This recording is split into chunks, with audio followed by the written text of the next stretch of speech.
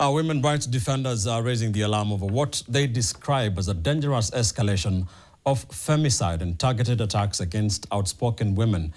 Lobbyists say the worsening climate is shrinking civic space and putting activists at greater risk, accusing authorities of failing to act decisively despite rising public outrage over killings, threats, and online harassment. What was meant to be a discussion on the protection of human rights defenders quickly turned into sharp criticism of what the defenders described as growing insecurity, intimidation, and political hostility targeting women and outspoken voices in Kenya. We have seen recently a woman from this country who was called Rachel Wandeto was killed on the allegation of her putting a tattoo of the current president in Kenya. And for us women human rights defenders, what we stand for is that women also have their own political rights to stand and to believe in whichever political party they believe in. It seems that a year ago, when the GBV task force came with their report, and we thought that that report would be received promptly, its recommendations would be acted on immediately, that we have lost a year, and as a result, we have started to see the numbers go up again. The patterns of intimidation linked to what rights groups describe as a shrinking civic space ahead of the election period. They are accusing the government of failing to take decisive action despite years of pressure from civil society movements demanding tougher action against gender-based violence and femicide.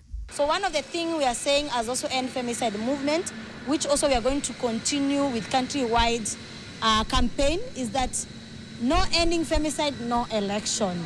And that any political leader who is in power and has not done anything on femicide or GBV, we are going to ensure and tell the public that they must not vote for them. That's the plain truth. Rights organizations are now calling for urgent protection mechanisms and stronger accountability, warning against the criminalization of civic voices. Civic participation is not a threat to democracy. It is the lifeblood of democracy.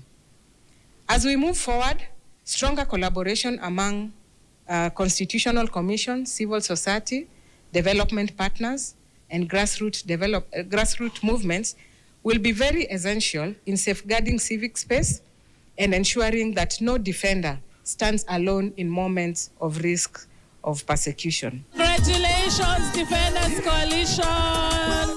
This emerged during the unveiling of the Defenders Coalition 2026 to 2030 strategic plan, which seeks to build long-term resilience for human rights defenders by 2030 through stronger community protection systems and more responsive state institutions.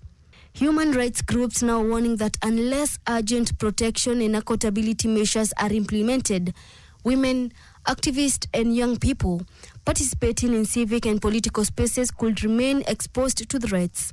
Our commitment in this strategic plan is to engage with the government and all partners to tell them, please continue committing to constitutionalism, the rule of law, and to galvanize and strengthen our democracy. Susan Weru, NTV.